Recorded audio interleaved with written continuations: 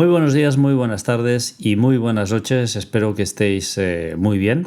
Antes de empezar, recordaros mis vías de contacto, mi correo electrónico artur@misteriosuniversales.com, mi grupo en Telegram que lleva el nombre de mi podcast, Misterios Universales, y evidentemente pues también me podéis seguir aquí en este canal en YouTube. Por favor, suscribíos, ya que me ayudáis a que el canal vaya creciendo y evidentemente pues contribuimos entre todos a esta pequeña y humilde labor de divulgación sobre aquello que tanto nos gusta, que es la ufología. Este programa lo he titulado 21 ovnis. ¿Por qué? Lo vais a saber enseguida. Vamos a viajar en el tiempo y nos vamos a ir al lunes 19 de marzo de 1986 y nos vamos a ir bastante lejos. Vamos a ir a la noche de ese día, de ese lunes. Es una noche completamente normal, una noche sin más, en el aeropuerto internacional del profesor urbano Ernesto Stumpf en San José de Campos, en Sao Paulo, Brasil. ¿Cómo no? En Brasil, desde luego, ¿no? Desde luego en Brasil hay muchos misterios y desde luego muchos avistamientos relacionados con la ufología. Aquella noche se llegaron a avistar 21 objetos voladores no identificados, 21 objetos voladores que surcaron los cielos de Brasil de forma totalmente impune, podríamos decir impune, porque de hecho fue así si lo miramos desde la perspectiva de las fuerzas aéreas brasileñas. Alguno de estos objetos tenía un diámetro, una anchura de unos 100 metros. 100 metros. ¿Saben ustedes lo que son 100 metros? Son muchos metros.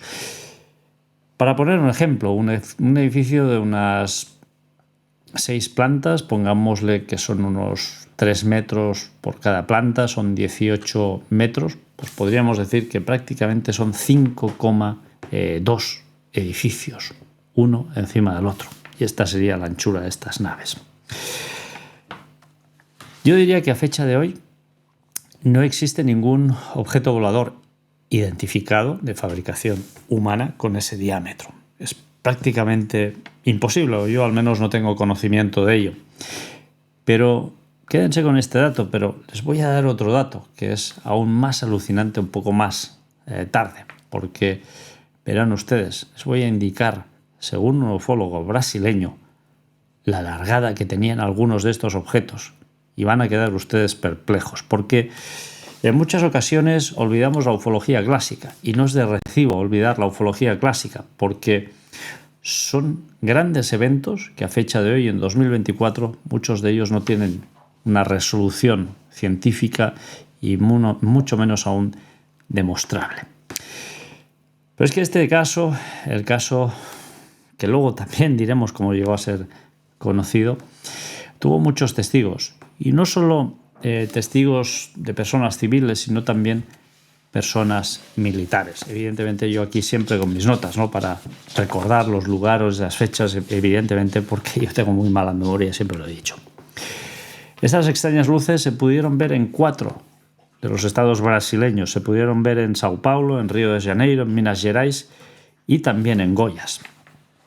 Nos vamos a las 20 horas de ese día, son las 8 de la noche, y 2.000 cadetes y oficiales de la Escuela de Especialistas Aeronáuticos son testigos de estas extrañas luces. Y son testigos, muchos de ellos a simple vista, otros de ellos con unos simples binoculares. No hacía falta demasiada cosa porque esas luces estaban relativamente cerca y se podían ver con una relativa facilidad. El CODA, que es el Centro de Operaciones de Defensa Aérea, desplegó un total de 5 aviones de combate de la Fuerza Aérea brasileña. La magnitud del avistamiento, la magnitud de la preocupación de los militares brasileños y la alerta que generó aquel avistamiento fueron máximas. Los pilotos, ¿qué dijeron? Los pilotos estaban realmente sorprendidos de lo que estaban viendo y dijeron que aquellos objetos simplemente flotaban ingrávidos en el aire, que eran capaces de zigzaguear al mismo tiempo que volaban.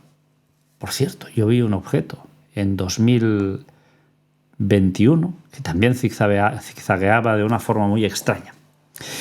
Y no solo eso, sino que además que eran capaces de girar en un ángulo completamente recto, que eran capaces de cambiar de color y que alcanzaban velocidades superiores a la velocidad de la luz.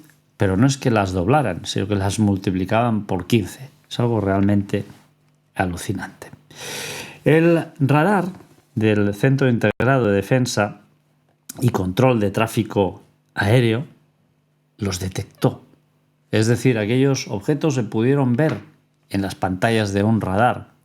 ¿Saben ustedes cómo funciona un radar, no? Evidentemente, el radar emite una onda, un eco, y ese eco es devuelto. ¿Por qué? Pues sencillamente porque impacta contra un objeto, y si impacta es que ese objeto es físico, que ese objeto está ahí. Alucinante. Se cree que fueron muchos más de 21 objetos, pero realmente tampoco no tenemos los datos exactos y no se llegaron a contabilizar. Esto es lo que afirmó el controlador aéreo Sergio da Silva Mota. Al mismo tiempo, ese mismo día y más o menos sobre aquella hora, despegaba el vuelo 703 de la extinta Río Sul. Desde luego este vuelo, que era un vuelo estándar, iba desde Sao Paulo a Río de Janeiro.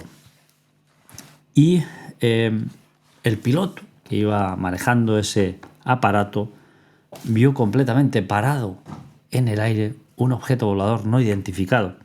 Él dijo que parecía una especie de extraño faro al principio y llamó al controlador. Y en este caso, el controlador le confirmó que no había ningún tipo de tránsito en el espacio junto a él. Esa luz desapareció y extrañamente volvió a reaparecer con mucha más fuerza, mucho más brillo. Y luego de forma brusca y casi prácticamente inmediata volvió a desaparecer. Pero no solo estos aviones militares, sino que esos aviones civiles de pasajeros también fueron testigos de la presencia de estas extrañas luces. Y al menos 3 más de estos. Un avión de la TAM también fue testigo de estas luces y un avión de Transbrasil también fue testigo de estas luces. Y una especie de pequeño jet que transportaba al coronel Osiris Silva también fue testigo. Y además este coronel venía de una reunión con el jefe de Estado de Brasil. Podríamos decir que hubo pánico en el aire, podríamos decir que hubo terror en el aire. ¿Qué eran aquellas luces? Desde luego aquella noche se la llevó a conocer como la noche de los ovnis en Brasil. Una cosa sí que tenemos que decir y que tenemos que dejar bien clara. Aquellas luces en ningún momento se mostraron hostiles. Ninguno de los testigos sintió que aquellas luces se aproximaran de una forma a sus aeronaves que fueran a impactar con ellas. De hecho, los militares dijeron que era como una especie de extraño juego del gato y el ratón.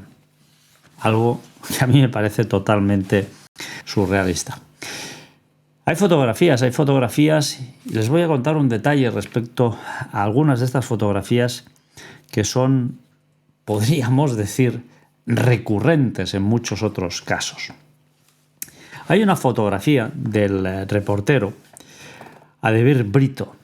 Es una fotografía que él tomó con una cámara Nikon, por cierto, la máquina de fotografiar preferida bajo mi criterio, y con un objetivo de 500 milímetros y con una película de 6400 ASA, ¿sí? 6400 ASA, porque en aquellos años no existía la fotografía digital y el ASA, o la calidad ISO, como conocemos hoy en día, la daba la película. Este buen hombre, este reportero, fue requerido por la NASA y le pidieron los negativos. La NASA se llevó los negativos con el objetivo de analizarlos en profundidad y devolvérselos más tarde. ¿Sabéis qué sucedió? Pues efectivamente, esos negativos desaparecieron para siempre, jamás.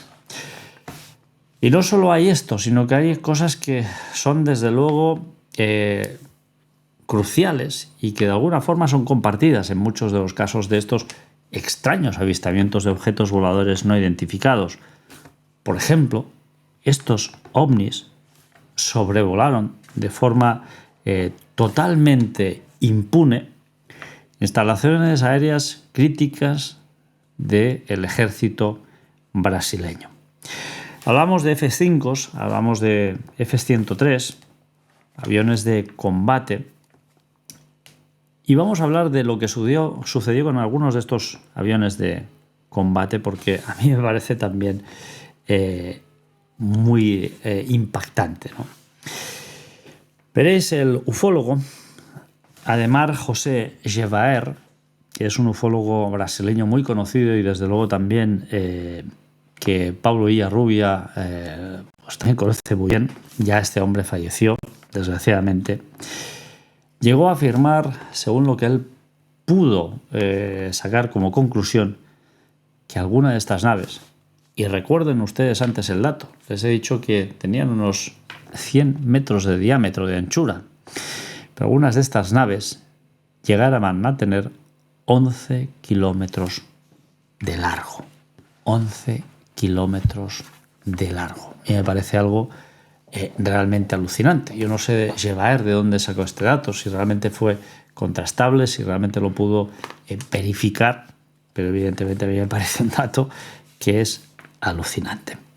Pero no solo pasó esto con estos aviones militares, sino que sucedió algo muy curioso. El capitán Viriato interceptó a unos 1.600 kilómetros por hora una de estas luces. La tenía a tiro, a tan solo 9 kilómetros de distancia. Con su, evidentemente, arma para disparar, la encuadró, la tenía a tiro y, como en muchas ocasiones, la nave desapareció. Pero ¿saben ustedes a qué velocidad desapareció? La nave desapareció a 18.400 kilómetros por hora. Una barbaridad. Recuerden ustedes que estamos en 1986.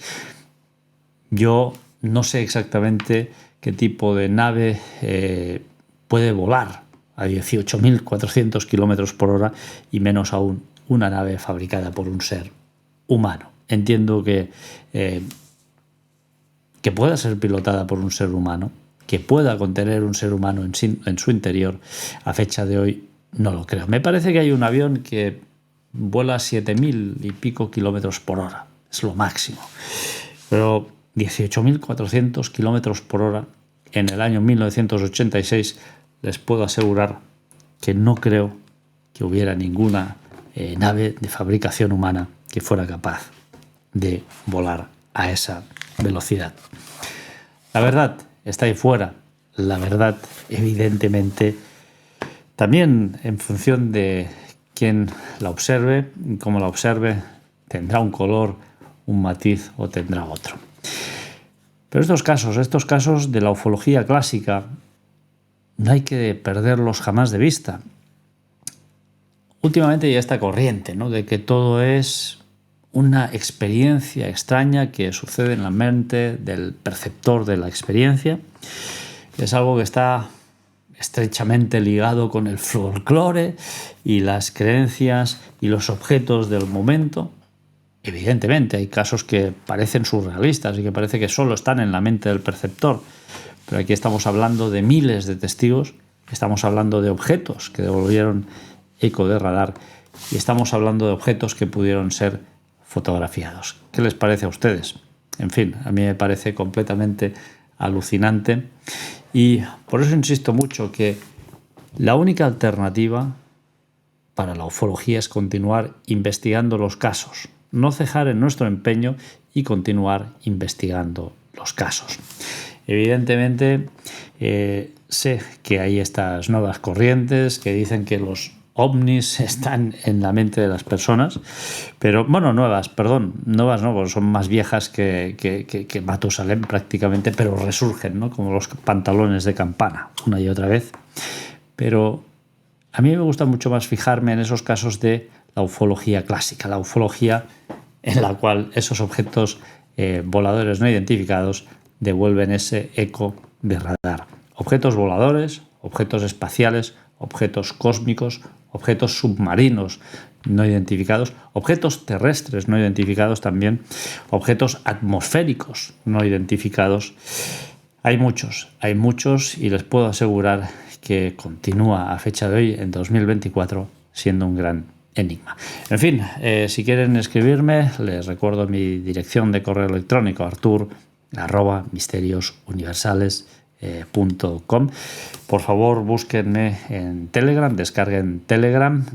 Prácticamente, Telegram y X son los únicos dos reductos de libertad de expresión que nos quedan. Yo hace poco comentaba en un famoso periódico de aquí, de España, no voy a nombrarlo para no darles publicidad, y me censuraban los comentarios cuando el titular del artículo que comentaba insultaba directamente a una persona. En fin, y esto es como está hoy en día todo, ¿no? Pues busquen Telegram, descarguen Telegram, le dan a la lupita, busquen Misterios Universales y únanse a mi grupo.